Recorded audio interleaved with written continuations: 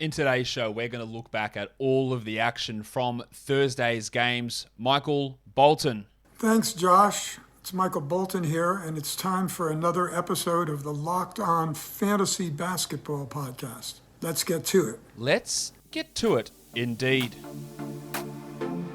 You are Locked On Fantasy Basketball, your daily fantasy basketball podcast, part of the Locked On Podcast Network.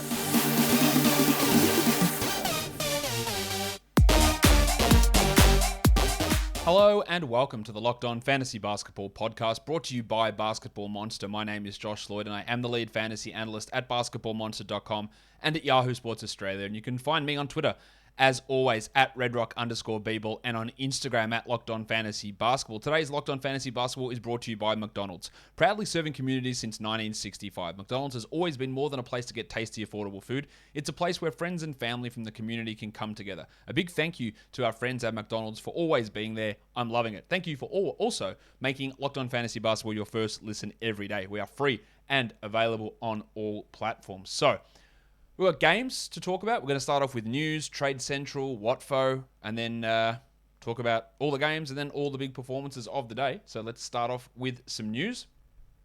In Indiana, Malcolm Brogdon has been ruled out of Friday's game with a hamstring problem. We don't know how much further than that it's going to go, but that's obviously not a great sign. TJ McConnell is the guy that we go and add there. Deeper leagues will want to look at Brad Wanamaker. It probably helps Chris Duarte as well. Well, Isaiah Jackson hurt his knee. We don't have a full diagnosis on it, but he's going to miss multiple games.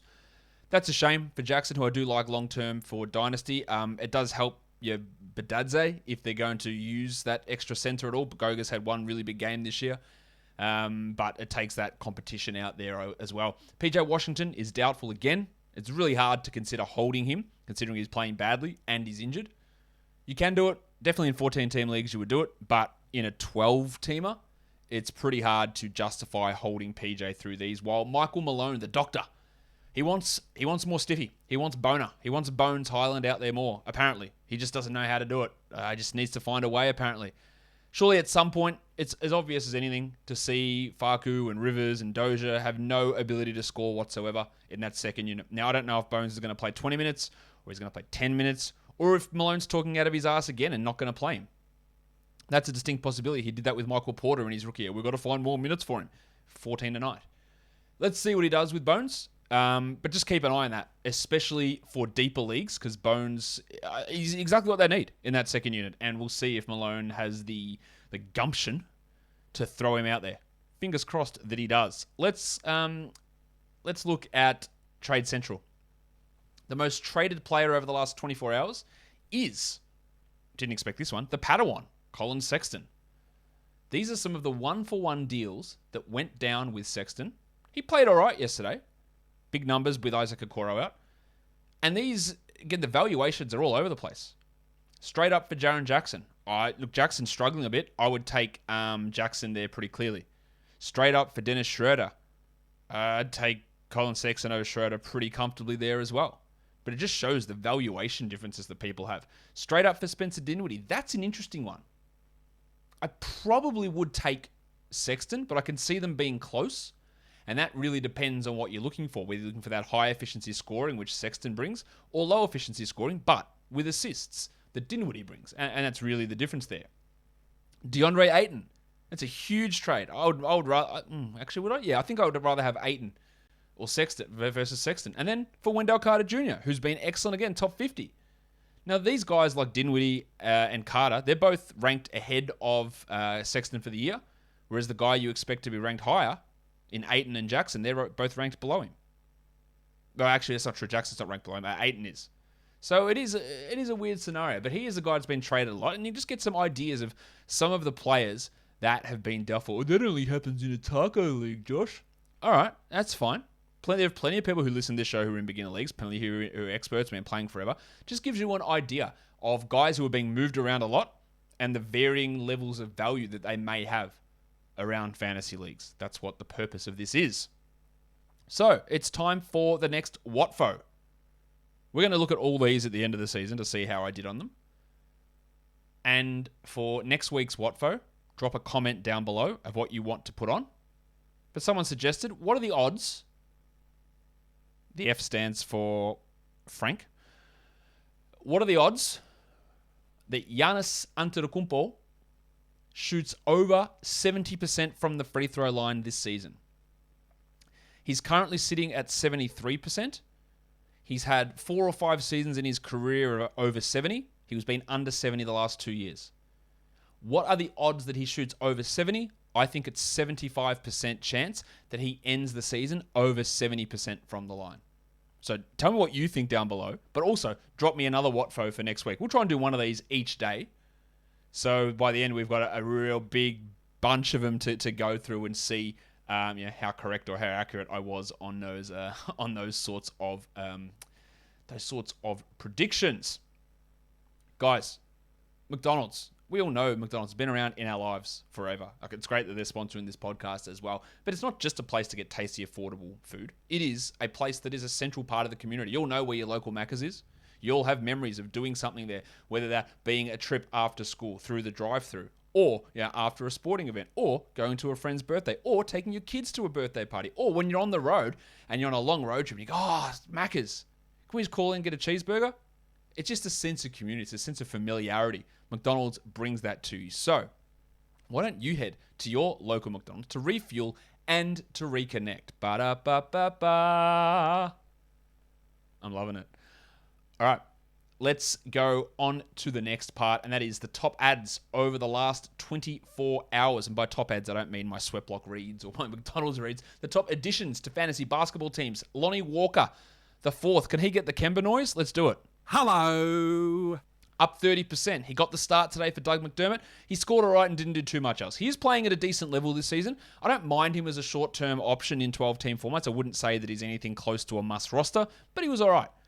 The Brunson one, hope everyone added him. It worked brilliantly. 27%. He was great again today. He is providing really solid 12-team league value, and I like adding him in 12s. Devin Vassell up 17%. A little bit of a fart noise. Today wasn't great. I would still hold him just to see what happens. He got the 2 blocks, but the shot wasn't there. Kevin Love up 10%. I think people are going a little bit too hard on Love. He's fine to stream, but he doesn't need to be rostered in this many leagues. Daniel Tice up 9%. That was a ridiculous reaction to the double-double he had last game. He should not be a 12-team league player. Grayson Allen's up 8%. Absolutely no worries to see Grayson Allen in a 12-team league, but by far, he shouldn't be rostered right across the board. Let's put it that way.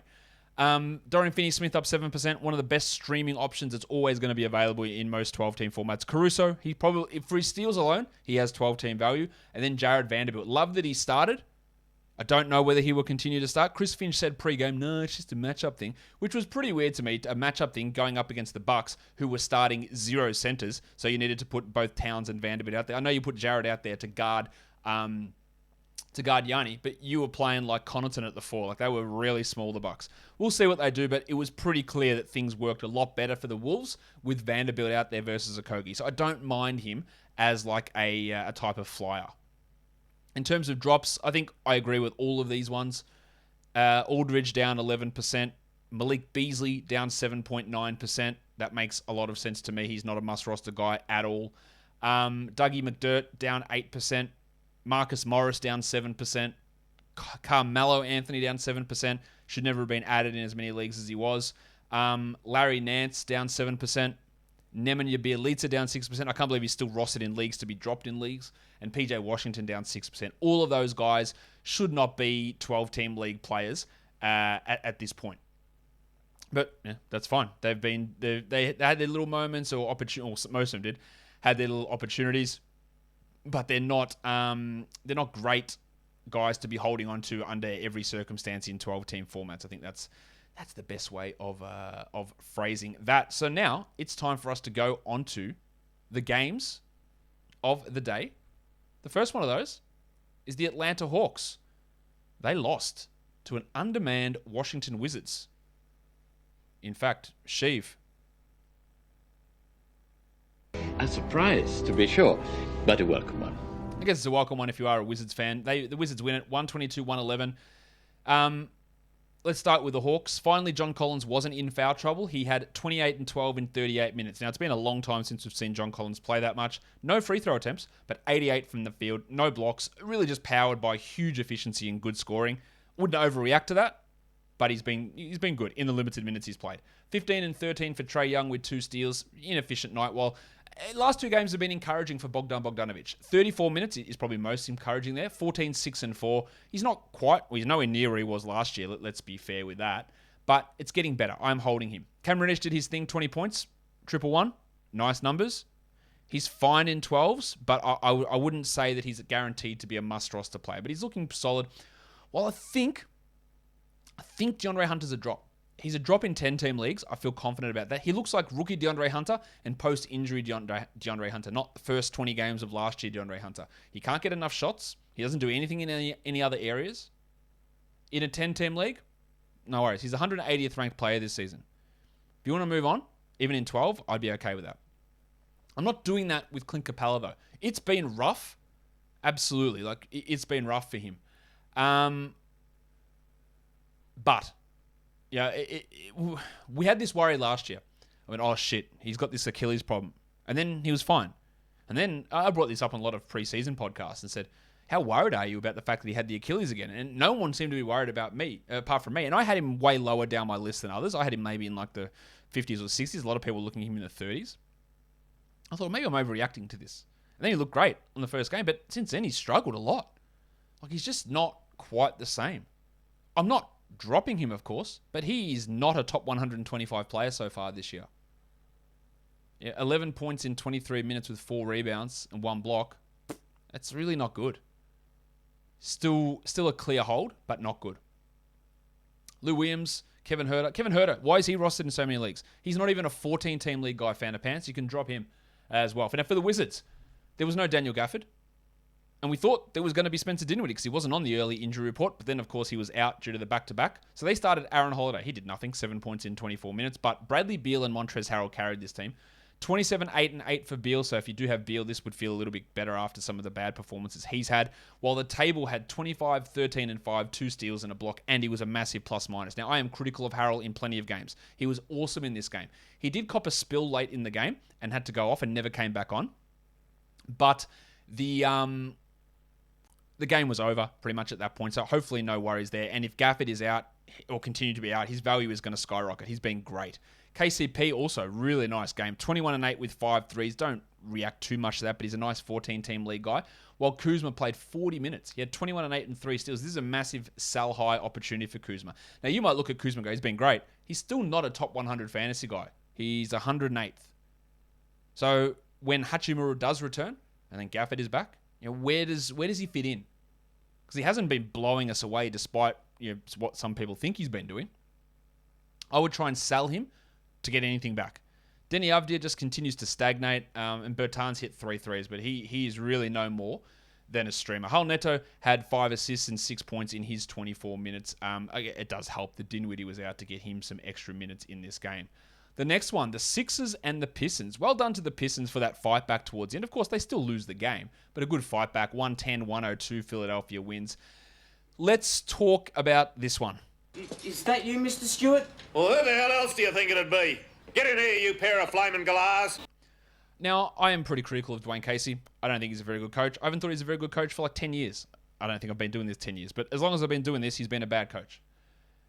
I've got to cut him a little bit of slack here. It's frustrating to see Stewart play just 24 minutes a night this season. He's the 110th ranked player. Just let's get this out of the way now. Do not drop Isaiah Stewart. Don't drop him. Please don't drop him. Don't. Like, a lot of you make panic moves. This is not one of them. Do not drop him. He played 18 minutes. He had 3 fouls in like the first quarter, and then had to come out, and then they put Luka Garza in, which was interesting. But then down the stretch, the reserves were bringing the Pistons back into the game. So they just didn't go back with Stewart. Now, it's annoying because you're not there to win if you're the Pistons, but sometimes you can't get a coach on board with not winning because you're always trying to push to win. But, if we're going to prioritize between Stewart and Olynyk, you'd want Stewart out there to try and learn in those scenarios. It could be a huge buy low here for Isaiah. There's going to be frustration. He's had quite some big foul issue games as well. It's frustrating, but don't panic. Jeremy Grant, the efficiency's bad, man. 14, 6, and 3, but 4 steals and a block is nice. Cade should alleviate some of that. While Olynyk only played 25 minutes, and it frustrates me, it's very easy. Every minute that Grant isn't on the floor, Olynyk should be on there. And every minute that Stewart's not there, Olynyk should be on there. Those 3 guys should get every minute. There's no need for Trey Lyles. There's no need for Luka Garza, except in cases of emergency. But we still got an excellent Olynyk line. 14 and 5, 3 assists, 2 steals, and a block. Like, that's great right across the board. Right? They are great numbers. But it's only 25 minutes. He remains a 12-team league guy, and we hope that we can push him to 27 minutes. That would be the ideal scenario. I don't want to overreact. I'm not going to overreact. But when you're dreadful, worst player in the NBA level, and then you play better and look okay, it's worth mentioning. Killian Hayes played 32 minutes. That's a good start. 9 points, 5 rebounds, 4 assists, 2 steals, and a block. He still doesn't look good. The shooting is off. But at least they played him over Corey Joseph, who continues to look terrible. We're not adding Hayes in 12s or 14s. Probably 16-team leagues. That's about it. While the depressed penis Sadiq Bey had 19 and 6 with 4 threes. He's continuing to play at a pretty high level. Now, I think Cade will have an impact on him. It might open some things up, but Cade is going to take shots. We know that. Frank Jackson on the bench had 9 points, while Joshy Jackson had 7 in the starting lineup. They're both going to hurt when Cade returns as well. And Joseph had 9 points with 2 steals in his 16 minutes. And Diallo's just not going to play. 2 points in 11 minutes for MC Hamidou Diallo. For the Philadelphia 76ers, 31 minutes for Joel Embiid. 30 and 18, big game from him. Inefficient, but big game. We still worry about the knee. He's listed with knee soreness every single game. He hasn't missed one yet, but you got to worry. And I also liked what Tyrese Maxey did. 5th game as an NBA starter.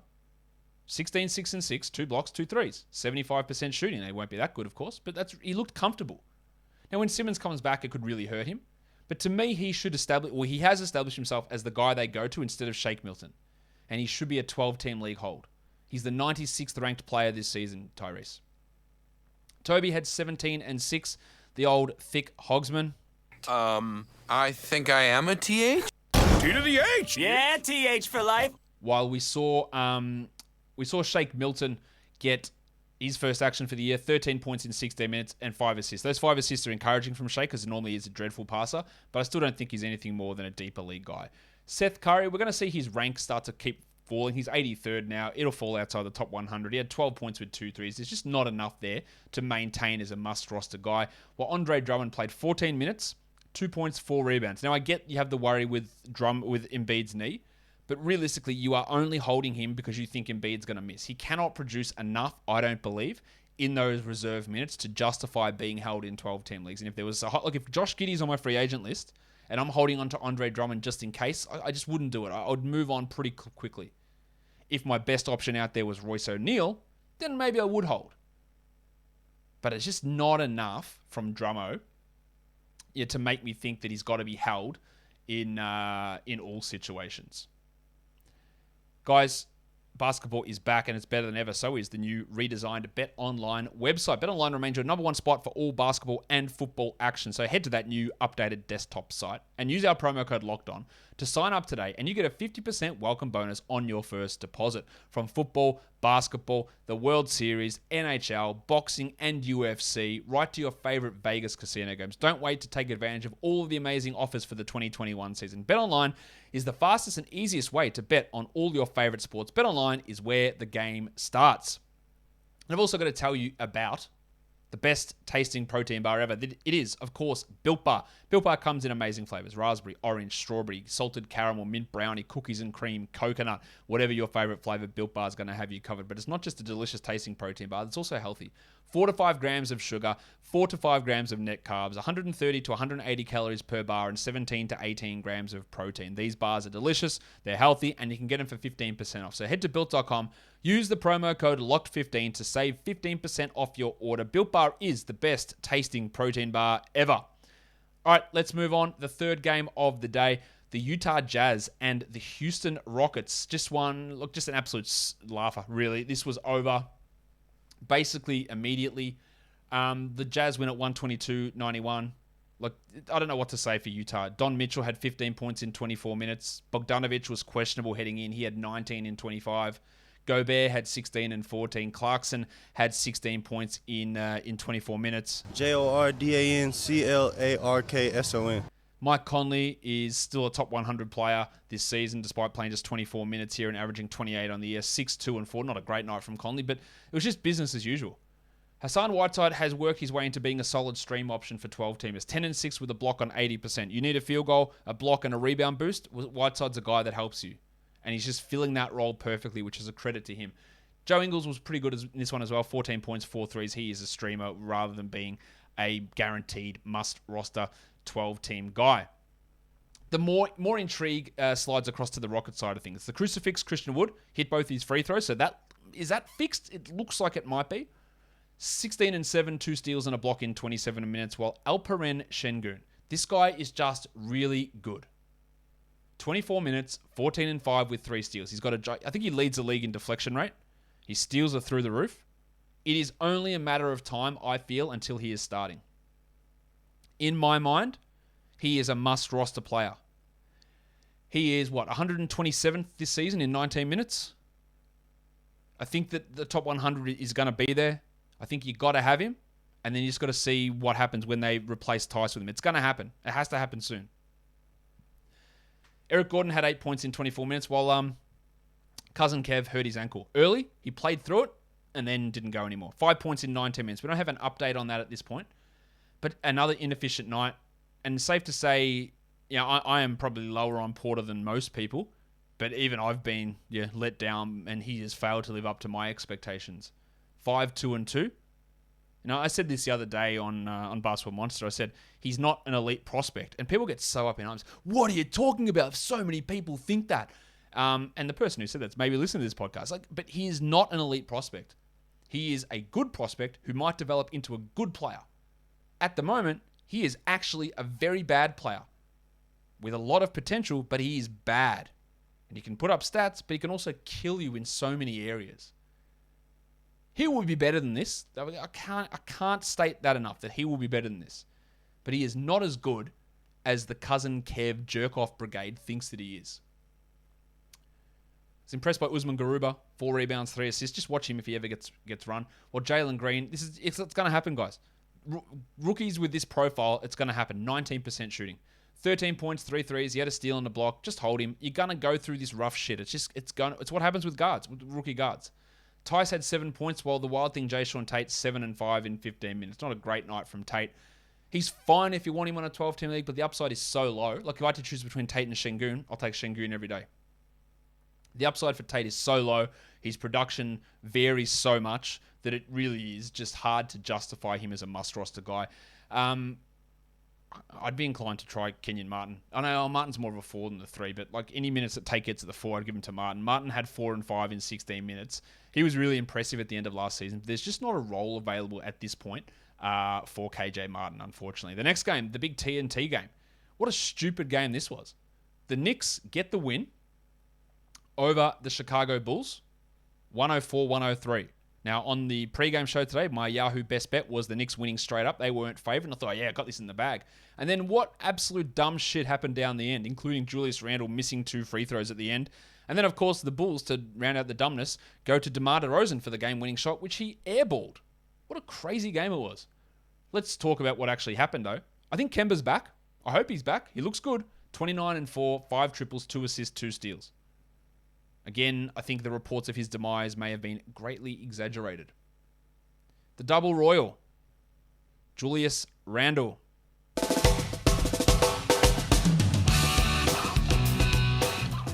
From the number 1 player half a week ago, he's dropping down. He's 10th now.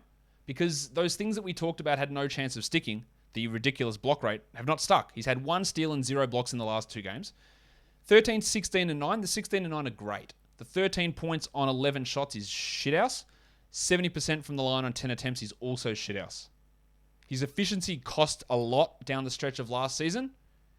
The usage hasn't really suffered, and he's getting a lot of assists, which did worry me, but he hasn't really corrected some of these other things. Rowan Barrett, nice 20-point game from Barrett, but 3 rebounds, 1 assist. It's one of those things with Barrett is that if he has one of those nights where he shoots poorly, is he supplementing it anywhere else? And the answer is usually no. He doesn't take enough threes. He doesn't do anything with rebounds and assists or steals and blocks, and he can be wonky from the line sometimes. He's a fringe 12-team category league guy. He's a must-roster points league guy, though. Mitch Robinson blew out his shoe, had 29 minutes, 9 and 6, 2 blocks. He's not missing any shots at all. His field goal percentage is huge. He's hurting you in other areas. He's fine to roster. Well, Derrick Rose, 12 points in 19 minutes. Bit of a disappointment there. And it was a shitty night from the diseased scrotum, Evan Fournier, who had 10 points in his 33 minutes. But let's be fair. Fournier has been awesome this season. I think we can give him a little bit of a pass in that one. On to the Bulls. Nikola Vucevic. It's Big Vucevic. 22, 8 and 6 with 3 threes. He actually got to the line 4 times, which is probably his season total up until this game, and hit shots. Really, really impressive. He's now up to 32 on the year. That's solid. Well, Levine with the busted thumb had 25, 6 and 3, and DeRozan had 20 and 3. 5 assists, 2 steals, and a block. Good production from all those guys who are sort of in the area you would have expected. 32nd for Vooch, 15th for Levine, and 54th for DeRozan. That's about where you expect them. Alex Caruso continues to get steals. He had 6 assists and 2 steals, and you probably think that he has to be a 12-team league guy just on the back of that alone. He played 33 minutes with Patrick Williams going down, so keep an eye on that. I think they might start or give him like those 30-plus minutes if Williams misses. Williams is a clear 12-team drop, by the way. I don't know who's still holding him, but there are people still holding him. Well, it was a stinker from Lonzo. 6 points on 8 shots. He had 6 rebounds and 4 assists, but definitely not the greatest night from old Lonzo Ball. Not much else happening there. Troy Brown played 17 minutes. Alize Johnson played 3 minutes. And we actually got 6 minutes of Tony Bradley as the Bulls. They looked a little bit undersized going up against the Knicks in this one. The next game was the Mavericks and the Spurs. Again, just a stupid game. The Spurs were up 18-1. And then the Mavericks were up 30-29. In the end, Dallas wins 104-99. We saw Lonnie Walker starting in place of Doug McDermott. He had 14 points with 2 threes, but it's a very Lonnie line. 2 rebounds, 1 assist. The steal and the block are really nice, and he has been a top 100 guy this year. He is fine as a 12-team league short-term streamer for the points. I'm not convinced that he can maintain that value, and there'll be ups and downs there for sure. Dejounte Murray continues to dominate. 23, 10, and 8 with 3 threes. He looks great. No free throw attempts, and Pirtle's also dominating. 14 and 13 with a steal and 2 blocks. Both of those guys are top 50 players. Wasn't the greatest night from Maximum Derrick. Only 9 points, but 7 assists, 1 steal, 2 blocks. And this is the difference between, say, him and like a Lonnie Walker, or we talked about Jordan Clarkson, is that if the shot's not there, 36% shooting, 7 assists, 1 steal, 2 blocks. Like, he maintains value that way. He's the 53rd player this season. While it was a stinker from Devin Vassell, just 7 points in 27 minutes for him, 2 blocks. I'm still holding him if I added him, but it wasn't great. Now it's time for the Keldon Johnson discussion. Let's crack some knuckles. You knew that I was massively down on him in category leagues. I said he's getting drafted at like 90, 100, and it's insane to me. He offers nothing outside of some scoring. Have a guess. You might know, you might not. Have a guess where he's ranked in category leagues this season. 206th. I think he'll be better than this, but I'm calling it. If you got him in a 12-team league, I don't have him in any leagues because I wasn't ready to draft him until it came to round 12 or probably round 13. So I don't have him anywhere. If you do have him, I'd be more than happy to move on. He just is not as good as you expect him to be. Hashtag Olympic bump. All right. Bryn Forbes got hot in this one. 15 points with 5 threes in 20 minutes. As for Keldon in points leagues, I'd hold him.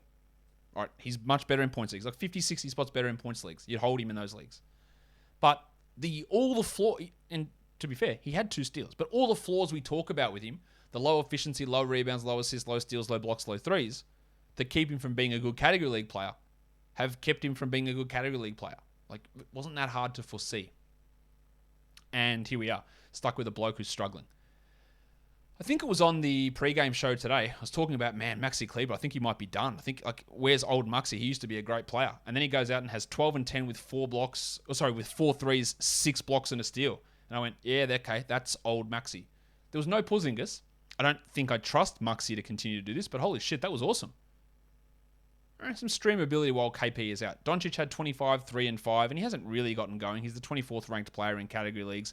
While Finney-Smith, 14 and 8, 2 steals. Really nice back-end 12-team value. No upside, so you don't want to have him as a must-roster guy, but there is value in streaming him in those scenarios. Powell had 11 and 3, while Tim Hardaway, the antithesis of Derek White.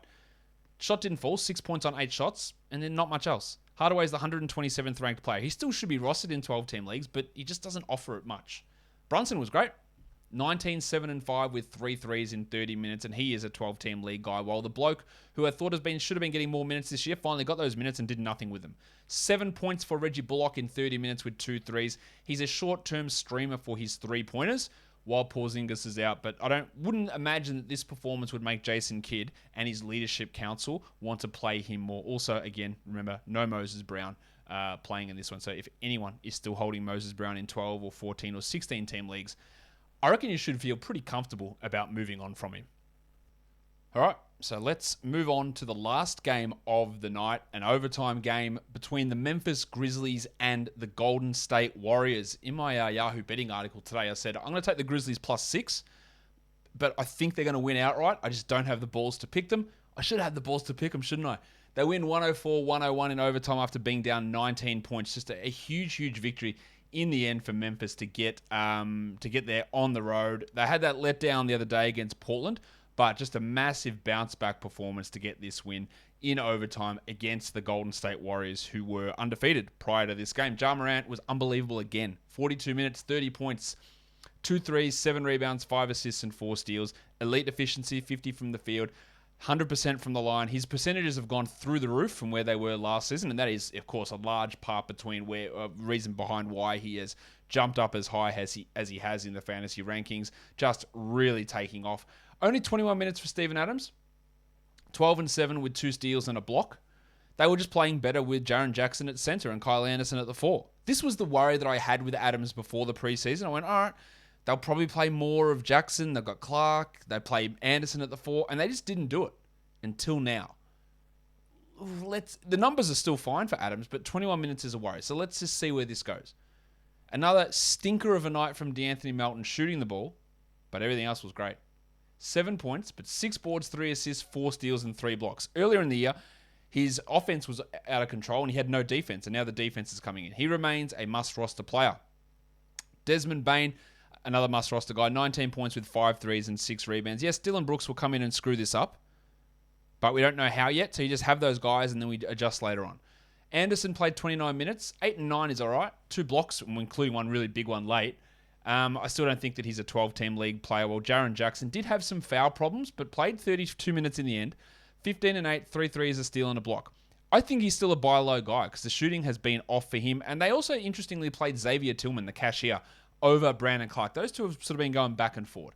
For the Warriors, it was really Steph and not much else. 36, 7 and 8 with 7 triples for Curry. But Draymond, again, one of those guys who, like Melton at the start of the year, go, where's the defense? Well, it was here. 12 rebounds, 7 assists, 3 steals, and 5 blocks. Only 4 points, but everything else was great. While Damian Lee closed the game over Jordan Poole again. He's had double digits every game in scoring. 14 points, 4 threes, 6 rebounds for Lee. Not much else. I like him as a 14-team league guy, not necessarily a 12. I am holding on to Jordan Poole. It wasn't a good night for him. 9 points in 24 minutes with no threes, but I am going to hold. Nemanja Bjelica's a drop. Obviously, he's been a drop since game 1. I didn't even think he was a strong ad at game 1. While Wiggins had 16 and 4 with a triple one, and Otto Porter 8 points with 2 triples. Iguodala played 25 minutes in this game. Kuminga and Moody aren't going to play for this team very much at all, and I'm not sure how much Wiseman's going to play. Maybe he does. Maybe they start him over Looney because Looney's barely playing, but I'm not sure where Wiseman's going to fit in here. I wouldn't be thinking that Wiseman is some sort of supreme stash sort of player. Maybe he is. I don't think that's going to be the case. Let's look at the top players from today from a category perspective. Steph Curry, number 1. Harrell was 2. Ja Morant, 3. Embiid at 4. Maxi Kleber, 5. Dejounte Murray, 6.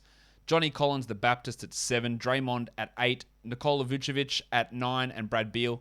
Why did I write it that way? Anyway, Brad Beal at number 10. These guys rostered in under 50% of leagues. Kleber, Kentavious Caldwell-Pope, He was really good today, KCP, just a 14-team streamer. Brunson's a 12-teamer. Dorian Finney-Smith is a great streamer. Bryn Forbes, Shake Milton, Killian Hayes showed something, but only deep league still. Damian Lee, as I just said, 14-teamers. Taj Gibson blocked a lot of shots. And then Royce O'Neal at number 10 on that list. And then for points leagues, your top 10 was Harrell, Embiid, Curry, Morant, Beal, Murray, Dejounte Murray, Kleber, Draymond, John Collins, and Julius Randle. That will do it for another week of recap shows. I'll do some shows across the weekend, but not the recap shows. You know that I do need some time because these shows don't just, not just Josh, come and talk about the game. It takes a lot of prep and a lot of time, and you've got to be home at certain areas to do it. So that's why I don't do them. So I need some time off over the weekend. I still write recaps over on Basketball Monster, so you can check out my thoughts on players over there. Guys, follow this podcast, Apple Podcasts, Google Podcasts, Stitcher, Spotify, and on the Odyssey app. Give it a thumbs up on YouTube. Leave your comments down below. Drop your other WATFO down there as well. Guys, we are done here. Thank you so much for listening, everyone. See ya.